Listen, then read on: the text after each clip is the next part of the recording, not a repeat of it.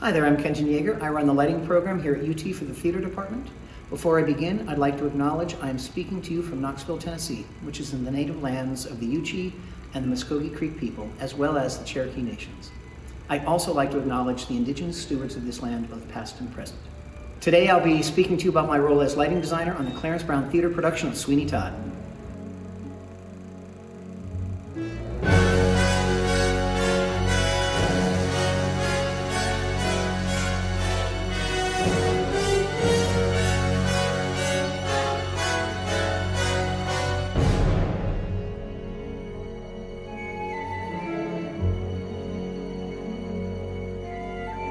So Sweeney Todd is one of my all-time favorite shows. I had the opportunity to see it for the first time on Broadway in the early 80s.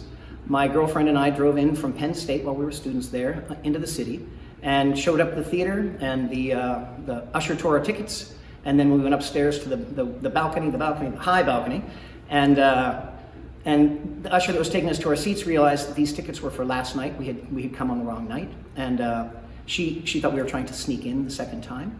So we went down to talk to the box office manager, who was incredibly generous, and ended up giving us house seats. So we were 5th or 6th row back center. And we also did not realize it was Angela Lansbury's last performance. So this was her final night. And being able to be that close to that magnificent original cast, and then seeing and experiencing a 20-minute standing ovation, absolutely confirmed that this is what I want to do with my life. So one of the challenges of this particular production, this particular play, is that Sweeney Todd is a dark comedy. It is a dark play. It's a dark musical. And it is set in a dark environment. The set is physically dark. And that's a challenge on how to keep the energy up in the environment. How do I keep that energy live on stage?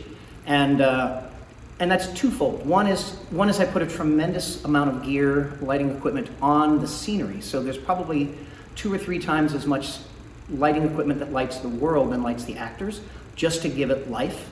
And when I turned my attention to the actors, I used a lot of side light coming in from the side of the stage, so that it comes in and sculpts them 3-dimensionally. Adding backlight into that pulls them out from the scenery and moves them forward and gives them energy towards the audience. And then once the ensemble is lit, then I can pop the principals out with follow spots. So it ends up being a 3-layered tiered lighting design, from the principals to the core to the background. One of the things that made this both a really unique and exciting production was we were co-producing it with the symphony, and they were on stage integrated into the environment. So the orchestra was in dead center in the scenery. This meant that I had to light the orchestra members and their instruments as part of the world and integrate them into everything that was happening. And more importantly even, was to light the conductor at all times so that everyone could see them, the orchestra, the actors, and even the audience. And it ended up making this environment, as it was the center, kind of this warm, beating heart of the whole world. They were literally keeping the time of the play. So early on in our creative process on this, we the creative team, really wanted this to feel more operatic than musical theater. So as a lighting designer, that moved me into thinking about it in a very, very different way. So I was using a lot of heavy saturate color to help control the mood of the piece. Also, the dark scenery takes color really, really nicely. And I was able to do a lot with that. Secondly, I really played with high contrast, so that, this was a very large world, very large scenery. And sometimes we just have two actors where we really wanted to look at. So by using high contrast, I'm able to compose the stage down to make the audience look where they need to be paying attention to.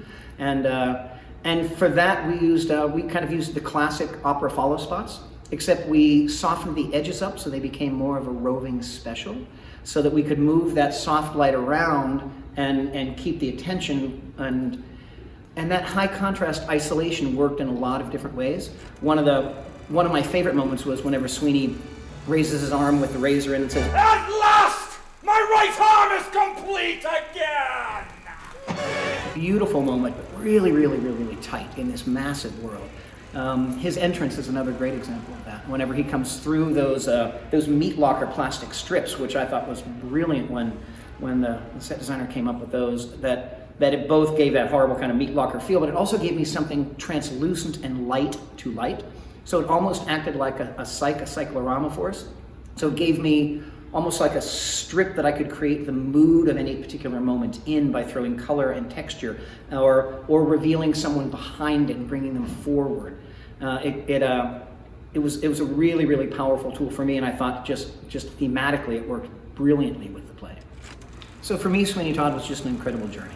It was from the very beginning to the very end. The process was not easy, but was incredibly rewarding. We had such an amazing creative team. We had amazing performers. We had the gift of the symphony on stage being that beating heart, and the product that we put out and the production that we created, I thought was just world class. And watching the audience's response to it absolutely confirmed that we did what we set out to do. And I was so grateful to be a part of this journey.